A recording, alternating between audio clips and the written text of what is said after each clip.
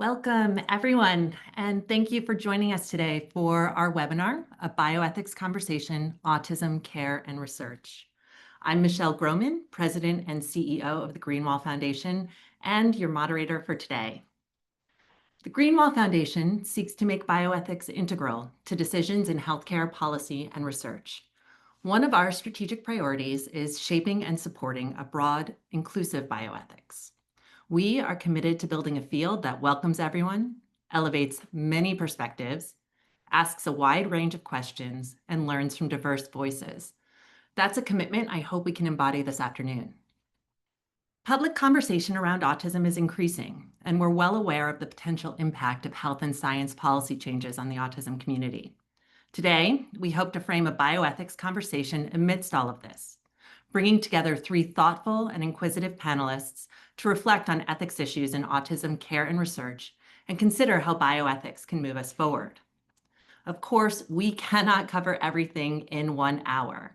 This webinar won't be comprehensive, and we know that not every perspective can or will be represented. It is an important conversation nonetheless, one that gives us an opportunity to reflect on the strengths and gaps in what each of us brings to the table, and to engage in a respectful and nuanced dialogue across difference. Recognizing that, I've asked each of our panelists to share the perspective from which they approach today's conversation at the outset of their remarks. I'll do the same. So I consider myself a bioethics generalist. I have a particular view to emerging trends in bioethics that's informed by the grant proposals that come over the transom here at Greenwall. And I firmly believe that bioethics can and should impact policy and practice. That's what I'm bringing to today's conversation. So we'll begin with a short presentation from each of our panelists.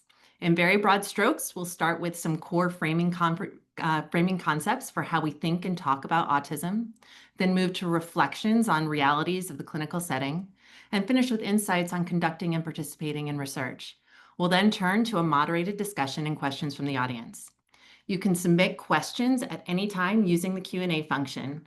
The webinar is being recorded, and we will upload the video to YouTube and the Foundation's website in the next few days. So now, let's get started. We'll start by hearing from Joel Michael Reynolds, Associate Professor of Philosophy and Disability Studies at Georgetown University. Over to you, Joel. Thank you so much, Michelle, for the kind introduction and also for putting this together. Give me one moment here while I share my slides to the screen. While I'm doing that, let me give a short visual description of myself. I'm a white guy in my late 30s with long hair, wearing a blue suit. My hair is extra wavy from the humidity in the DC air. So let's get rolling. I do not have any conflicts of interest to report, except of course for my undying love for my miniature dachshund, who you can see on the screen. I do want to begin by thanking my family and also positioning myself. So I come to discussions around disability not simply as a family member of disabled people and a caretaker, but also as someone who's disabled myself through the neurospicy things like depression and generalized anxiety disorder. And my comments today will be very much not necessarily positioned through direct lived experience, but positioned in my role as a researcher in disability bioethics, in philosophy of disability, and in health equity work. So that's where I'm coming from in this conversation. When we think about any form of disability, including but not limited to autism, it's very important to get clear about the sorts of assumptions that people make about disability, assumptions that I'll explain in some detail today, are more often than not misguided. Let me give you some data regarding this. In February of 2021, Dr. Lisa Izoni and a team based out of Harvard Med School, they ran a study. And this study engaged 714 practicing physicians in the United States. They were asked a lot of questions. This is open access. I highly recommend you go read the entire piece. But one of the questions they were asked was, do people with significant disability, and let's note that on many definitions, autism would be considered a significant disability. Do people with significant disability have lower, similar, higher quality of life than those without? 82.4% of those 714 physicians, they said, oh, well, those with significant disability have lower quality of life. That's a really worrisome response because why we have over 30 years of research, we have 40 years of research showing over and over again that when you actually survey disabled people about their lives, you find on the whole, and for most groups, similar levels of quality of life and reported well-being. In fact, this finding is so famous, it's had its own moniker or nickname, if you will. It's been called the disability paradox as far back as the 90s. It's not really a paradox, it's just an anomalous finding, right? Researchers weren't expecting people to respond this way. And one reason I think that those 82.4% of physicians answered incorrectly, and honestly most people in the general public would answer this question incorrectly, is because of ableism, right? Ableism is the idea that being non-disabled is in and of itself and automatically better, and that assumption leads to discriminations and oppressions that disabled people face. And one of the things that ableism does, there's many negative effects it has, but arguably its most pernicious effect is that it tricks us into thinking that whatever disability is, it's always something that's experienced negatively as something that someone doesn't want. And for shorthand, I refer to this in my own research as the ableist conflation. The conflation of experiences of disability with experiences of pain and suffering. And if we actually listen to the testimony and also the social scientific data, qualitative and quantitative, if we actually listen to the testimony and data regarding disabled people's lives, do you know what we find? We find that there's actually an extremely complex story here. And there's all sorts of forms of disability that are not only not experienced as negative, but that are experienced as positive, as bringing something great to one's life. So let me give you a few examples of what happens when you listen to disabled people and take this sort of data seriously. These were supposed to show up sequentially instead of all at once, but that's okay. You'll see where I'm going ahead of time. So if you, for example, talk to people who are deaf, what I'm about to say is going to be more so true of people who are congenitally deaf or who have been deaf for a long time, you'll find that many of them absolutely do not experience deafness as not being able to hear and as something that's suffered. How they experience deafness as being part of a linguistic and cultural community, namely one based around the use of a shared language, ASL, American Sign Language, BSL, you name it. And to think that deafness just is not hearing and it's something bad and that we need to cure it really gets the experience of deafness wrong for people who experience it this way. You might say, okay, well, deafness is complicated because you're introducing not just a primary sensory modality, its relationship to life, but also language. What about something like blindness? You actually talk with people who are blind. First, little side note, only about 15% of people are blind in the sense of no vision. Most people have low vision. You'll find that many of them see, and many of them enjoy their experiences of seeing and navigating their environment through their seeing eye dogs or through any number of other things. You might say, okay, well, that's complicated. It's still a sense modality. Surely you wouldn't say that something like lower limb loss, right, is anything but a lack and something that someone would find painful or suffer. I have an image here of Oscar Pistorius, who at one point in time was the fastest person in the world, and he was not allowed to participate in the regular Olympics. You want to know why? Because he had an advantage over those with biolegs. Those cheetah blades were engineered extremely well, and he had lower metabolic cost to running.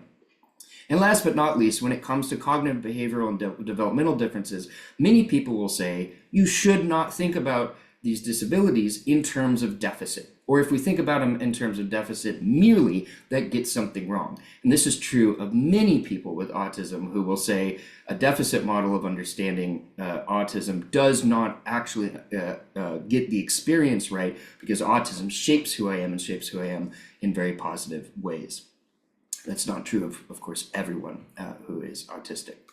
I'm running out of time, so I'm going to speed up here. Sorry, I'm not used to 7-minute presentations.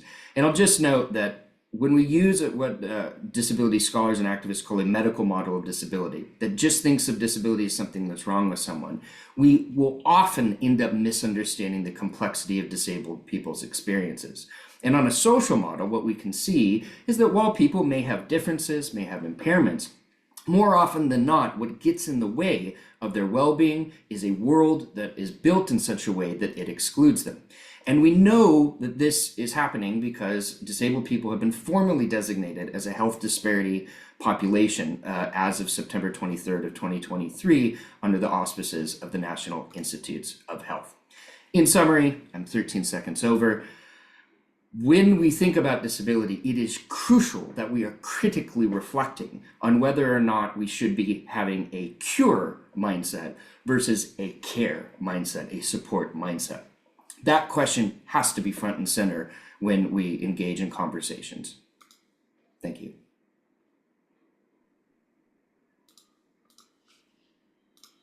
Great. Thank you so much, Joel.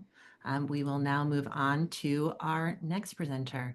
So we'll hear from Brent Kious, Associate Professor of Psychiatry at the University of Utah. The floor is yours.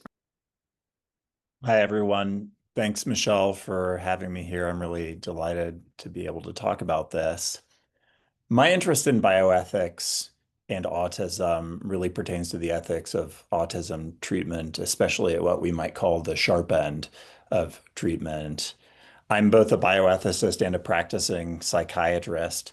And in my hospital work, I am sometimes charged with the care of autistic persons who have serious psychiatric and behavioral problems.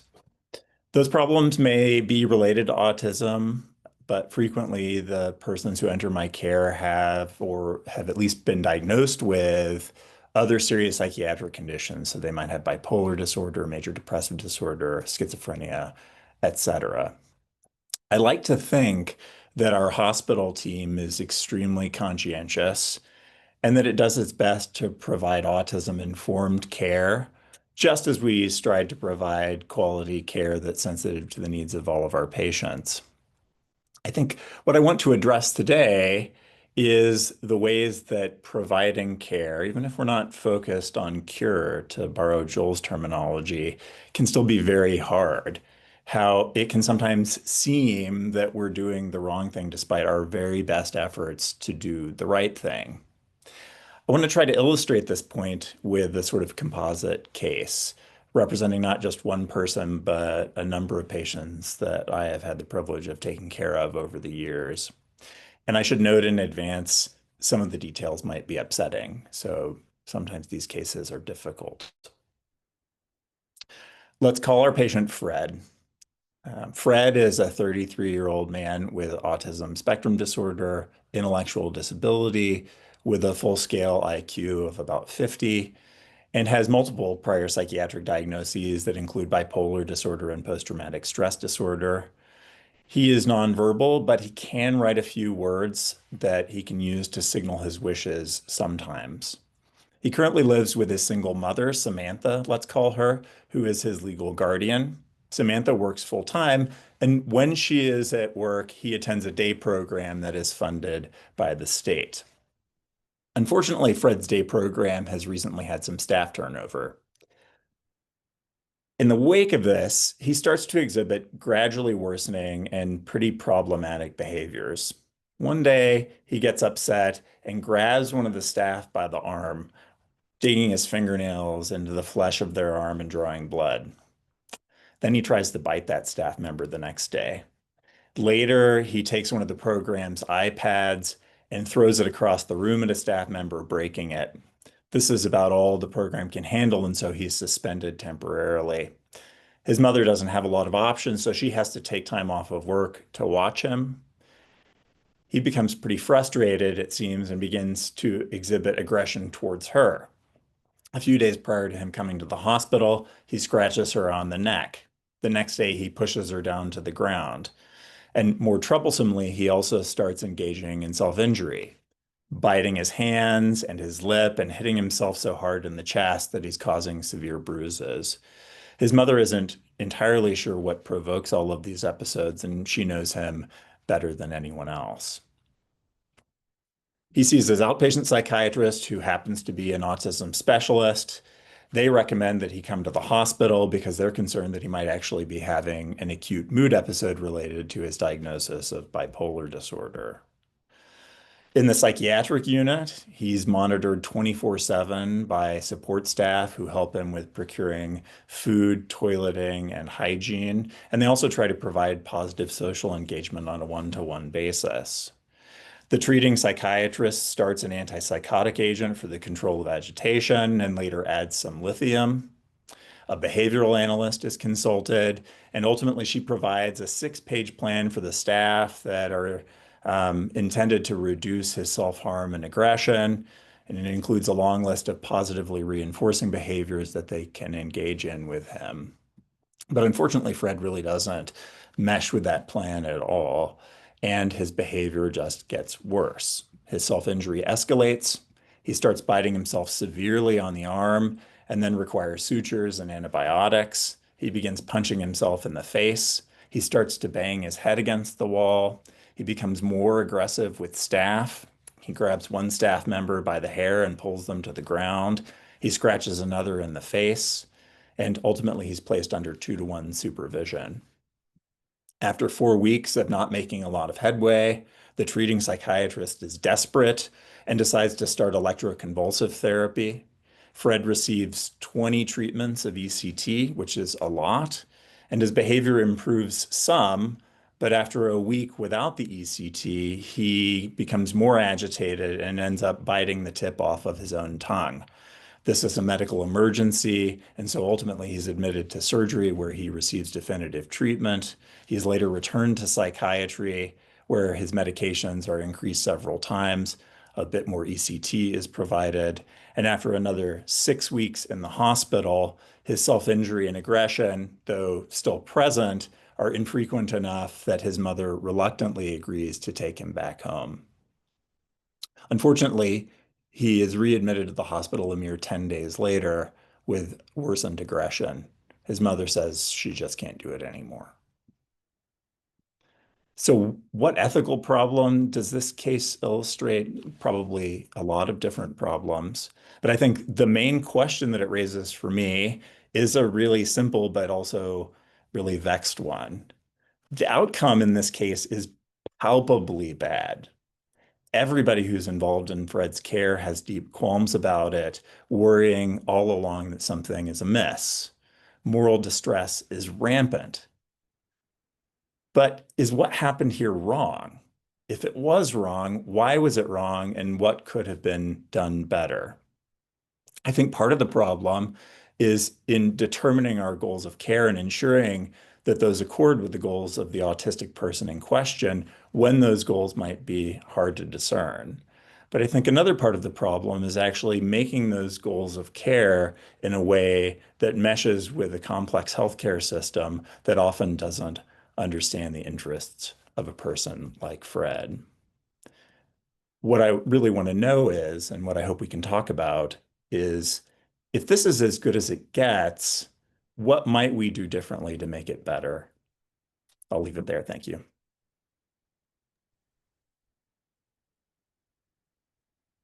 Thank you, Brent, and thank you very much for framing those questions at the end of your presentation, because I do hope we can come back to trying to start to answer them after the really, vivid picture that you presented through your case.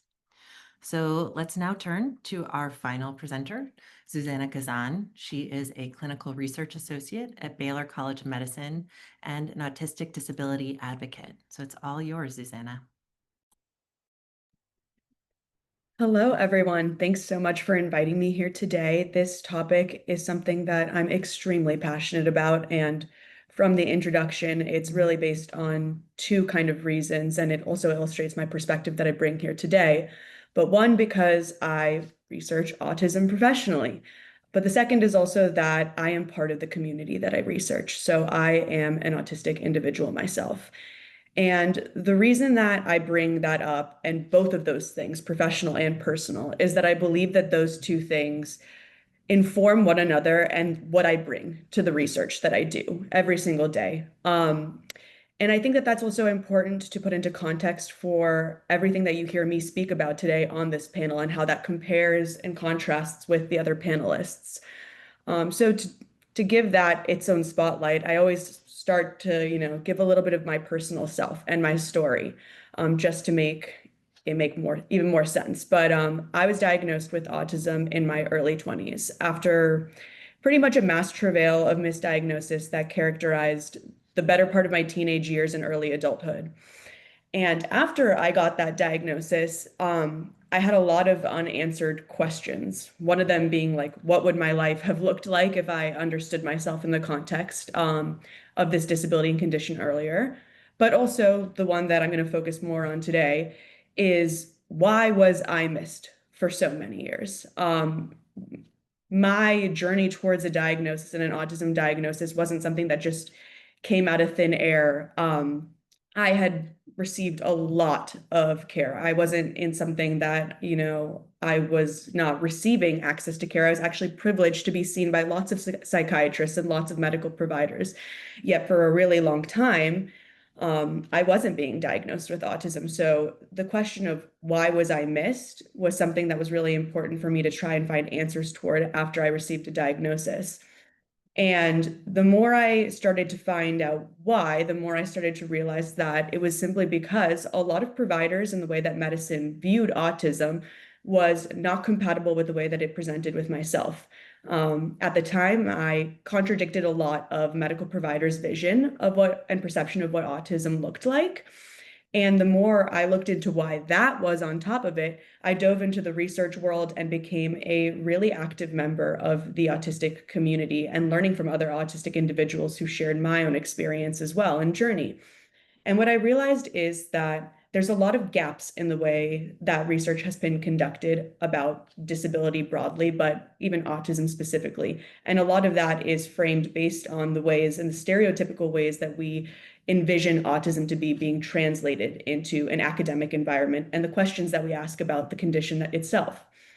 And the more that I engaged with community members, the more I saw that because of that, and this misalignment almost of lived experience and the reality of the way that autism was being researched or even cared for in broader environments caused a lot of tension between provider, academia and medicine, and then community member. And I saw that a lot of that was, something that I wanted to go to work in professionally to kind of bring together two perspectives of mine and try to really utilize what would happen if we started listening to community members as integral members of the research process itself and started learning from them and started asking better questions in the research that we conduct every day. So I think that the best thing that I can do with the remaining time that I have is illustrate to you through that dual perspective of what are three fundamental tensions that I've noticed between the autistic community and research and medicine, and how that impacts the way that there might be engagement from the autistic community and who participates, why they participate, and what questions are being asked about the condition itself. Next slide, please. So the first one is this idea that autism is a monolith. That's very pervasive, I think, about, disability broadly or it's getting better, but more so in academic environments, but even just societally on a broad level. And it's this idea that we constantly want to see disability as this black or white thing. It either is something or it isn't something. There's tons of different reasons for that, but even the way that we see media present certain forms of autism or certain presentations of autism bring to mind specific presentations. So when someone deviates from that presentation, we think in our mind, well, that person's not autistic because that's not what we've envisioned or learned about that diagnosis. And that's caused a lot of tension and friction between the way that the autistic community thinks about professionals in ivory towers and the ways that they end up creating a lot of information that ends up, creating the assumptions and visions that we have about autism itself. So the first important thing is to understand that autism is a heterogeneous condition and that oversimplified definitions erase real people. And I think that we talk a lot about autism being a spectrum, but it's really more than that. It's actually a diverse kind of multi-dimensional wheel where there are many different symptoms that you can have or presentations that you can have to varying different levels. And I think that really falls in line with the idea that, like, if you've met one autistic person, you've met one autistic person. There's so many different ways that people in this community present with that condition. And so even in my research, I've seen and asked the question to different autistic adults and parents of children with autism, whether they feel like their child or themselves are represented in the research. And more oftentimes than not, the majority of the answer is that they don't feel represented at all. And that's people all across, this multidimensional wheel, many different presentations, everything from overrepresented in research to underrepresented, still kind of reported this idea and feeling that they didn't find themselves in the way that research was talking about autism or thinking about it. So I think that that brings me to the critical reflection of, like, if everyone or most people don't feel reflected in the research, then who gets to define what autism is and isn't? And how are we even researching autism to begin with? Like, what are we researching if no one feels like they're being included? Next slide. The second is that autism can be experienced as both a source of a challenge and a form of identity. How we frame it shapes what we pursue. So this was talked about a little bit about earlier, but this idea of identity, seeing myself and presenting myself as an autistic person versus a person with autism, is definitely going on the framework of autism being considered something as an identity versus something that someone has. And I think that both of those things and the way that people view autism and the relationship to their self with that dictates their values and how they believe the condition should be researched and cared for. A lot of times in my research and the general conversation that I was having with community members around kind of this framing of autism is that most of research has come at autism with this idea that it should be curative, that there should be some focus on relieving, autistic individuals of the condition that they have. And I think that a lot of that traces back to the fact that Westernized medicine as a whole is very oriented and geared towards thinking about things in terms of suffering. Like, we look at a condition and we think, okay, that it must cause some kind of suffering that we need to alleviate an individual from. So anything that kind of deviates from the norm has to be associated with some lower quality of life because the norm is like the ideal. And because of that, we should want to cure it. And that has caused a lot of mistrust in the autistic community from the portion of individuals that see autism as a part of their identity, as a core part of their identity that they don't want cured from, but they actually are celebrating as a core part of how they understand themselves. And because of that, a lot of people and autistic adults that see that through more of like an identity-based way shield away from research and actually don't participate in it. And that was a subsect of the population that I was really interested in learning from. And I saw it in my own research too, when I was trying to do recruitment, even through a lot of social media channels. And more oftentimes than not, it was so hard to be able to even put a recruitment flyer out in, any kind of like Facebook group or something, because they would come with, like, the rules of the group would basically say that you weren't allowed to research the group that, or you weren't allowed to research because the community itself didn't believe in wanting to be researched at all or have that solicited. So I used my own personal perspective as an autistic individual, and that kind of opened people up more to the opportunity and possibility of wanting to speak with me because they felt like I could be able to approach these topics through more of an affirming approach and perspective. So I think that that kind of comes to the second critical point of what are we trying to fix and why.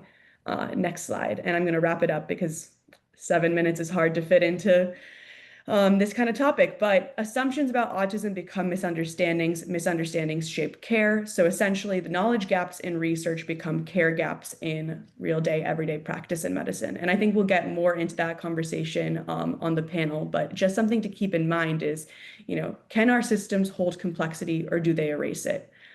And then final slide is just a reminder that, this conversation is nuanced and it's constantly changing every single day. And real conversations about autism begin when we stop seeking simple answers and have panels like this where we house multiple different perspectives. So thank you so much.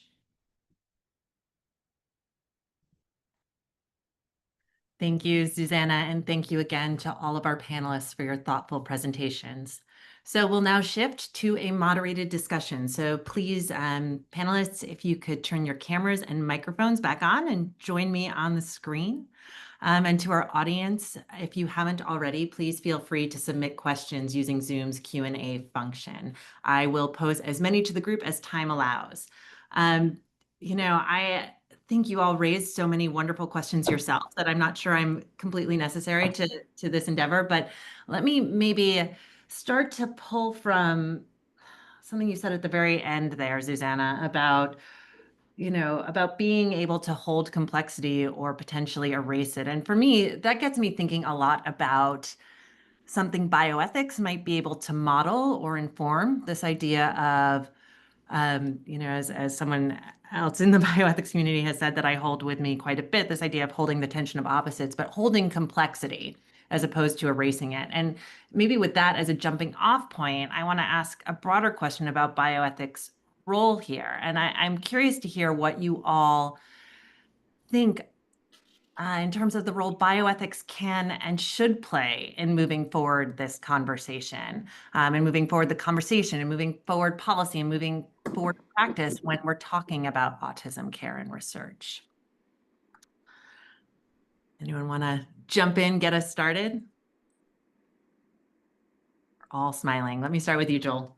Yeah, that's a great question, Michelle. I mean, I'll just say that in my in my experience, especially doing more clinical ethics consultation work or on committees, it is encouraging to me that when you have a bioethicist in the room, the conversations do get more complex, right? And I think whether we're in, it's just a clinical care kind of setting, whether we're having a larger conversation about policies and maybe stuff related to public health, having the tools that bioethics provides to think about values, to critically assess frameworks, and to think about how we are thinking, and the relationship between our research and populations and all of this stuff, it's extremely valuable. And I think every healthcare system that has an ethicist, they don't fire these people. They keep them on because you end up seeing, how helpful it is. And I think that generalizes, right? We are in a moment right now, historically, especially in the United States, but by no means only the United States, where we are not having complex ethical conversations about issues. We're having people, take up sides and not being willing to, kind of critically interrogate things. And I think this is a moment that the field of bioethics can really step up and say, look, we have to talk about these things more carefully, more sensitively. We have to have values-based conversations. That doesn't mean we're always going to agree, but we need the complexity and nuance. We need it really bad. And I love that point from Zuzana at the end there. Brent, Zuzana? I might add something, at least briefly. I think Joel's point that bioethics can bring nuance to these discussions is a really good one. And I think that, at least in the kinds of cases that I was talking about, it can be really useful to have some impetus for critical reflection on what we're doing. That's not always enough, because I will tell you, having been involved in a lot of cases like that, critical reflection doesn't really get you very far because the problem ends up still being very sticky at the end, right? And the clinical work can be very challenging. I also think that a big part of the problem that I was trying to illustrate is the way so many different competing values, which are often manifest in a system of care, or the ways that individuals tend to comport themselves, are competing against each other. And I think bioethics has a really important role to play in helping us tease out those different kinds of competition and understand how those values ought to be balanced against each other. I mean, what is the most just way to utilize a hospital system to provide care like that? And would other things be better, right? Both for the patient in question as well as for other people. Those are the kinds of questions we should work on. Thank you.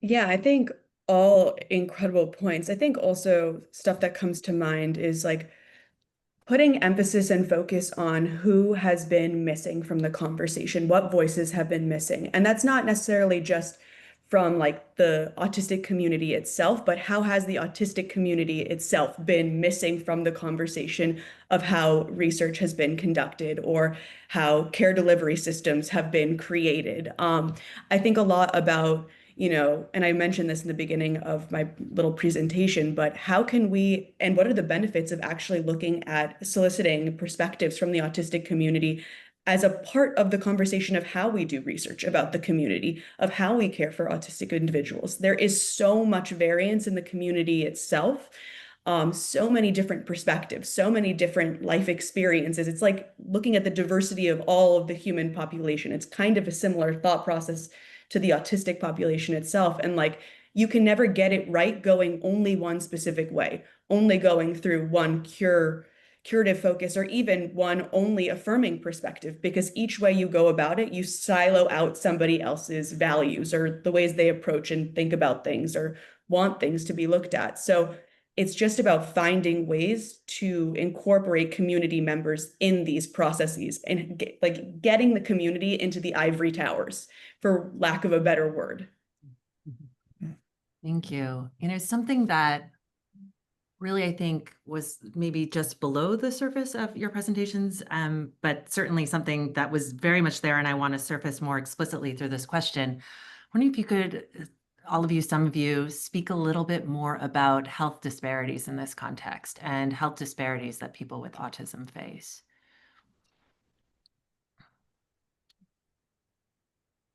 I might jump in and say something there, because I think that's pretty core to what I was talking about. Yes. And I don't know so much about the health disparities that persons with autism face from a public health standpoint. I might leave that to others. But I think a real challenge in delivering good care, at least with the sorts of persons who come into our hospital system, is that even if we're trying to meet their needs, it is often very difficult to understand what those needs actually are.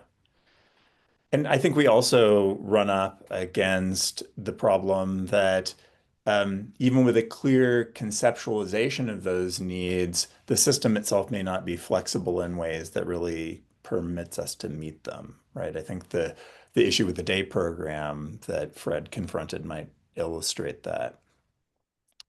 So that's a sort of health disparity, right? Because it's a problem in the flexibility of the system, and it's also a problem in the ability of the system to listen to or understand what the people it's trying to help actually would benefit from. Mhm, mhm.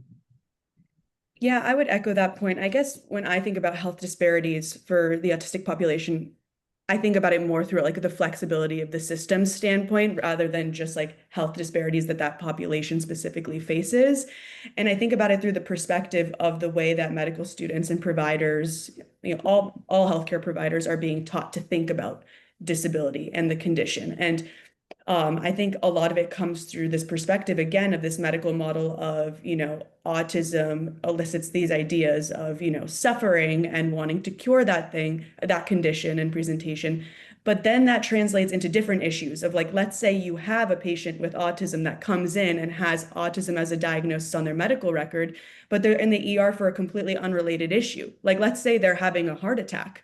A lot of times because of the way that disability is thought of in the medical circles, they kind of like providers sometimes stop when they see autism and think like, oh, like everything is related to, this one condition versus like, that there might be something else going on. So a health disparity might come in the fact of diagnostic overshadowing, that we might not look at the autistic patient outside of just the perspective that they are autistic and have a disability, and then might miss actually a bigger health issue that's going on. Not to even mention the fact that there are communication differences in the way that autistic populations converse. And that might have issues with presenting with their chief complaint in a hospital environment. And all of those different things are kind of accessibility issues that providers haven't been trained with. And the most well-meaning providers haven't been given the tools to be able to kind of work and provide the best care for those individuals in those contexts because they just haven't been taught how to. I'm really glad you brought this up, Michelle, because I think that one of the, and this is tying from each of our three talks in this conversation, one of the most important kind of frame shifts when a given clinician is thinking about disability, one of the most important frame shifts is that this is a population that receives unequal and also inequitable access to care, and then when they can't access care, treatment. And now part of the reasons for this in the US context, well, they're myriad, right? So, I mean, the moment we start thinking intersectionally, and the ways in which, along lines of race, along lines of class and whatnot, one of the biggest roots of the health disparities that both autistic people and their families face, and also disabled people more generally, is pretty purely economic, right? We don't have, and also just straight access to care because we don't have Medicare for all. We don't have a universalized system. We don't have universal basic income. If you are on disability, if you are on SSDI or something like this in the US, you get you essentially get taxed if you want to get married. Like there are so many structural problems where now the economic situation and the structural situation with our healthcare system, even if you have providers that are doing the absolute best job they possibly can, there's so many opportunities for gaps. There's so many opportunities for problems to arise.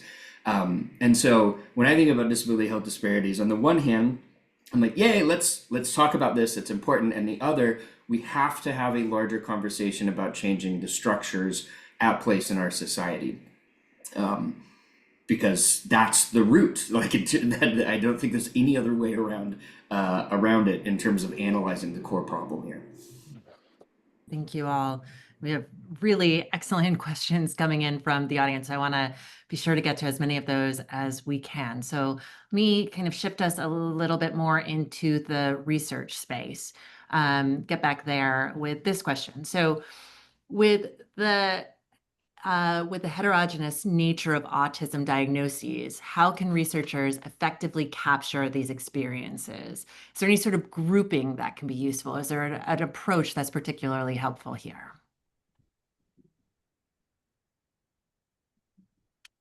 That question probably keeps me up at night because I think about it all the time. And I think that if I had that answer, I would be, I don't know, it's like my $1 million answer if I figured that out.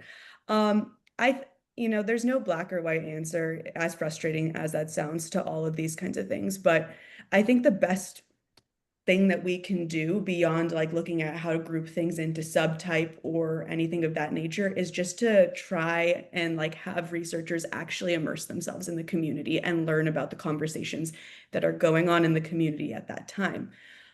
You're never going to be able to have every single type of person participate in research. There's many different reasons for that. Some people might not want to participate in research as a blanket kind of rule. They just don't want to do that. Some people don't have the same access to internet to be able to be where a recruitment flyer is on the internet to be able to participate in research. There's so many different reasons of why there would be gaps in the research, but in terms of the heterogeneity of the group, I think it's just honoring the fact that it is heterogeneous and keeping that in mind when we do research things. So rather than just trying to continually design research questions, let's say about one specific subtype of the population, which is fine at sometimes, but just to have that be the majority, we have to think about how can we build research studies to like be able to be more inclusive to all parts of the community to be able to, understand more. Thanks. I'll just add, I think that's absolutely correct. And I'll push it even farther that it's not just that we need more engagement with, say, autistic communities. We need more autistic researchers, right? We need more docs with disabilities. We need more nurses with disabilities. Like, there is such a wild underrepresentation, specifically in the medical field, and there's so many barriers for people to, from UME, GME, you name it, And here I'll highlight, I'm an evangelist for this group, Docs with Disabilities, led by Dr. Lisa Meeks and also Justin Bullock. They just did a panel actually yesterday for the ACGME on a resource hub for, it was focusing on graduate medical education, but they also have stuff across medical education and also stuff for existing healthcare systems. There are way more doctors and nurses and radiologists and you name it with disabilities than are talking about it, than are disclosing because of the levels of stigma. So yeah, we just need more disabled people as part of these conversations, including ones of the nosological and diagnostic, how we do this. And I think we'll get closer to a better answer the more that the reality of who's doing the work changes. Just one thing to add there, Michelle. So, and I think that the other panelists' answers are really spot on and important, but I think there's also kind of a scientific problem here, and that is the assumption that maybe there's one phenomenon that we're investigating.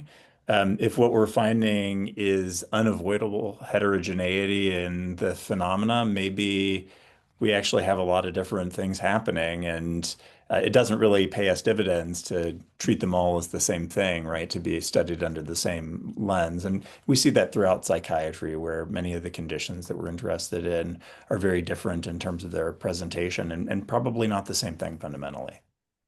Great. I think all of that segues really well into the next question, which maybe Joel, you'll start to have the same answer to, to begin on this. But one of our audience members asks, how can clinicians be trained to more effectively care for the varied ways autistic patients experience life, recognizing that for some, autism is an important part of identity, while for others, it poses more serious challenges? Yeah, I mean, the short answer is conversations like the one we are having have to be a part of medical education from beginning to end. This is happening at Georgetown now for the first time. They'll slot me in with the M1s and M2s and for continuing medical education in various ways. And what's I think part of the reason it's so important, this is not just about the content, right, of learning things that you need to know as a clinician about disability. It is also cultivating a kind of what I like to think of as an accessibility mindset, one that goes into any given meeting with a particular patient who has a given disability, and being aware of the heterogeneity, being aware of the complex conversations about language use and identity and you name it. That won't always tell you exactly what to do, because it's still the question of the interpersonal interactions with the patient, the specific indications at play and whatnot. But you're already a mile ahead, right, of the person who doesn't go in with that sort of a mindset and a spirit, if you will. I would add here. So I'm a sometimes teacher of medical students, and one of the things that we try to convey to all of the students is to avoid premature closure of their differential, right? So keep an open mind about what might be happening. And fundamentally, that idea is to embrace epistemic humility, right? To recognize that you may not actually understand what's happening, even though you also probably have to generate some theories about what's happening. And I really think that that applies in situations like this. Autism, despite being our focus today, is really not unique in this way, right? In terms of having a difficulty with getting providers and other medical professionals to understand what's happening and really appreciate the specific needs of the person in question. But epistemic humility is a very general tool. And so I think to the extent that we can cultivate that in our students and in practicing physicians, we will do better. Zuzana, did you want to jump in on this one? I think from a clinician and provider perspective, they are right on topic, and I have a little less to say about that. But I think if I could think about it maybe from a patient perspective, like the way that I think from my personal perspective that, providers could think about autism, or maybe the way that it would have been a little bit of a brighter time looking back on the journey that I had prior to getting my diagnosis would just to be remember to see the human in the patient beyond just all the potential diagnoses that you could give someone. And I think that it's a cultural shift and a paradigm shift that has to be done. That's not just like in medicine, but society as a whole, of the way that we view people that are different from the way that we like picture like this stick figure ideal of what somebody has to be.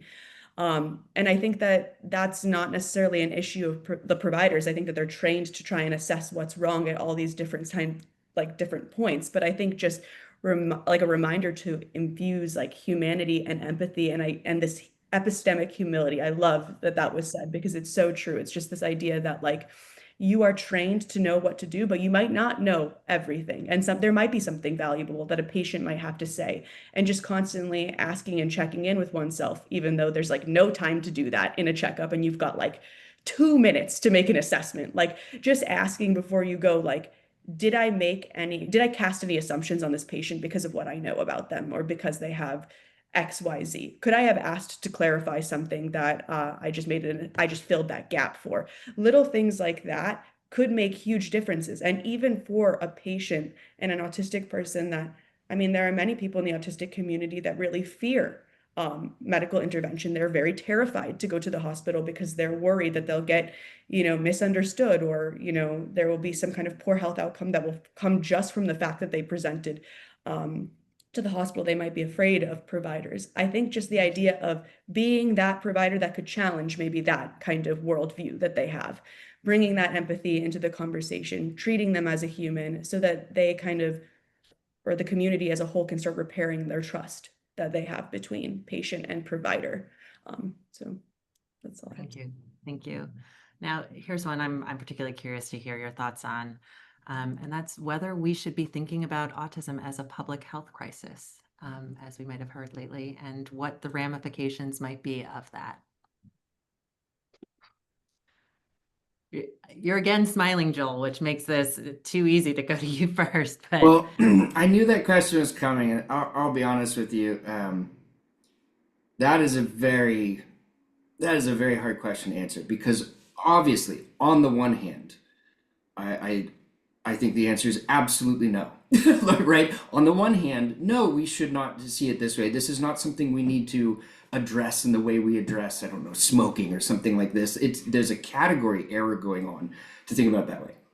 On the other hand, when you make something a public health issue, that opens funding doors, that opens up all sorts of stuff that could, if autistic people are actually engaged in where the money goes, what the interventions are, where the dollars flow, it could be great. It could provide more support that is actually needed.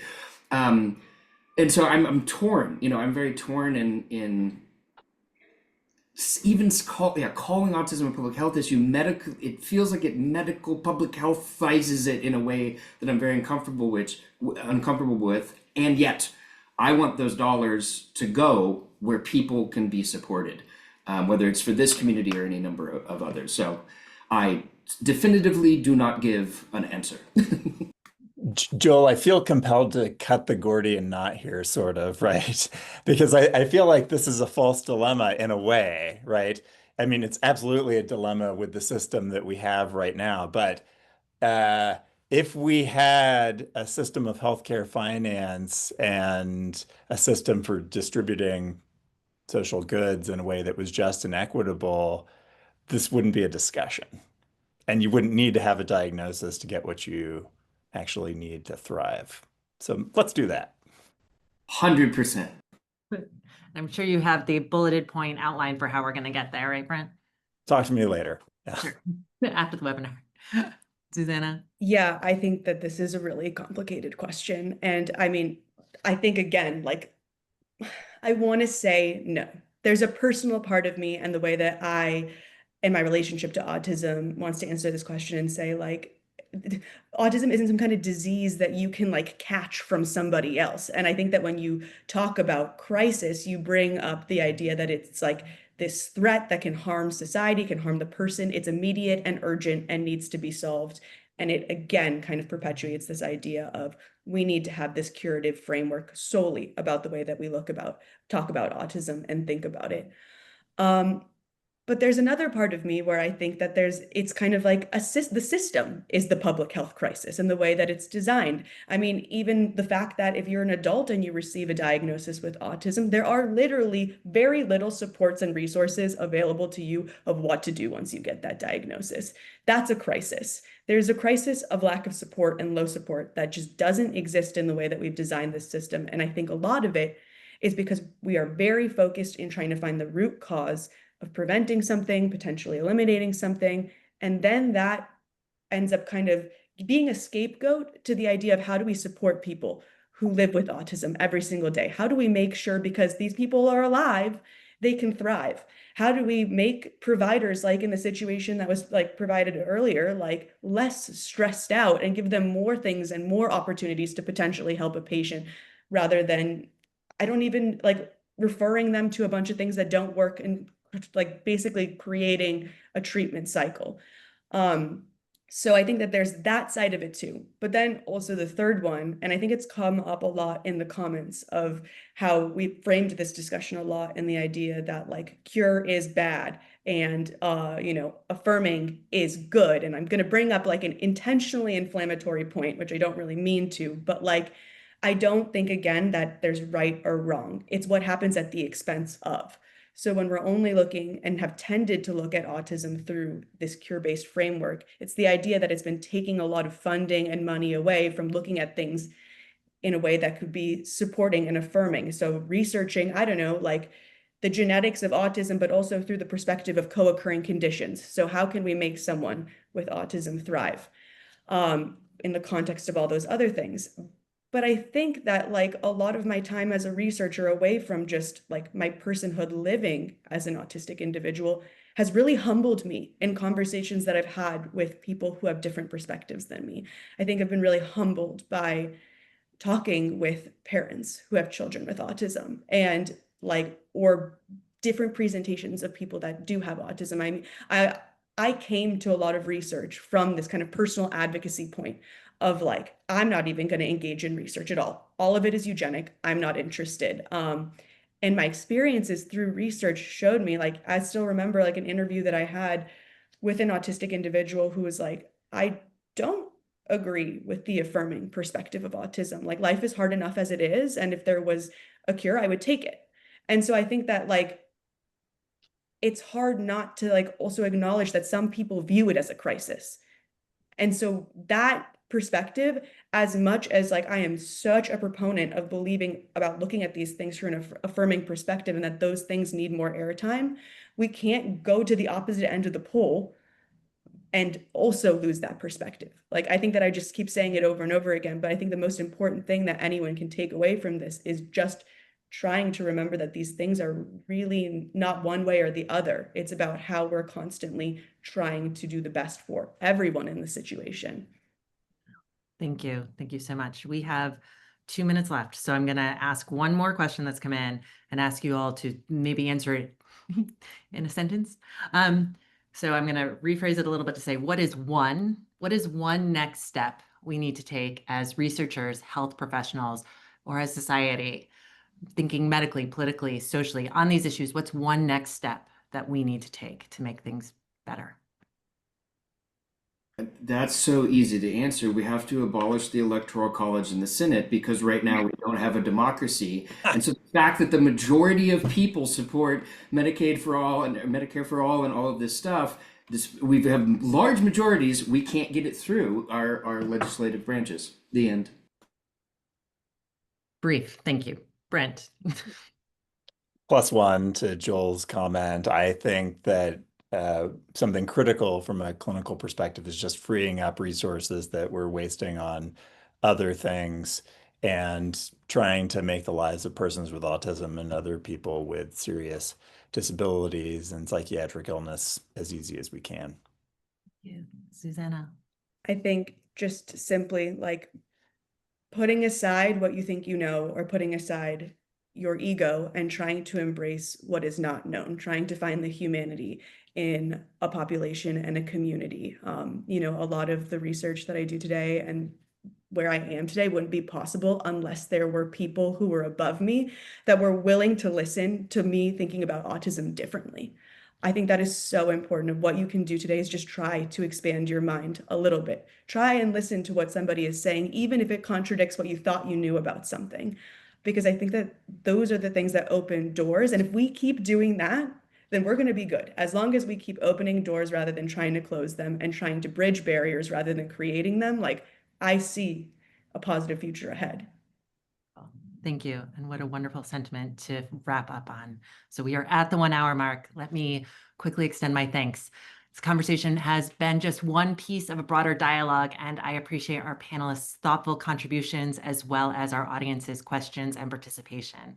The recording of today's webinar will be available on the Foundation's website and YouTube channel soon.